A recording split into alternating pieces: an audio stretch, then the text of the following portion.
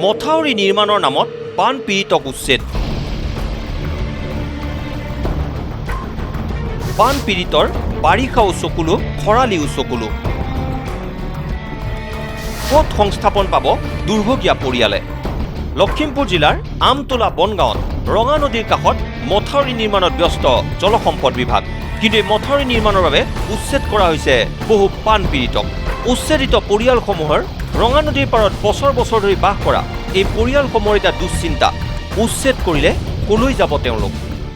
20-25 পকা ঘৰলৈকে চব এতিয়া ভাঙি চিঙি এতিয়া গুণ্ডামা কৰি এতিয়া আমাৰ থাকিবলৈও আমাৰ এতিয়া জেগা অকণ নাইকিয়া হ'ল। আমি এতিয়া ল'ৰা ছোৱালী লৈ পেলাই আমি ক'ত থাকিম, কি কৰিম? খাবলৈও ভাত নাই, পিন্ধিবলৈও কাপোৰ নাই। 10-12 ঘৰমান মানুহ এতিয়া আমাৰ থিৰ নাইকিয়া হৈছে। ঘৰ বাৰী হেৰুৱাবলগীয়া হোৱা পৰিয়ালবোৰৰ জীৱনলৈ নামি আহিছে ঘোৰ অনিশ্চয়তা। গৃহহীন এই পৰিয়ালসমূহৰ পুনৰ সংস্থাপনৰ দাবী জনাইছে ৰাইজে। সিদ্ধান্তটো চৰকাৰে আমাক একো লোৱা নাই, মাত্ৰ এতিয়া মাথাইৰ কাৰণে তেওঁলোকে তামোল গছ ভাঙিছে, আমাৰ ঘৰ দুৱাৰ ভাঙি মেলি তেওঁলোকে আমাক এতিয়া একো সংস্থাপন আমাক দিয়া নাই। এতিয়া ঘৰ নাইকিয়া হ'ব, আমাক ক'ত থাকিবা, কি কৰিবা সেইবিলাক আকৌ সোধা মেলা কৰা নাই, মাত্ৰ তেওঁলোকে মাথাইয়ে বনাবলৈ সুবিধা লৈছে। লখিমপুৰৰ পৰা জিতুমণি নেওগ, নিউজ লাইভ।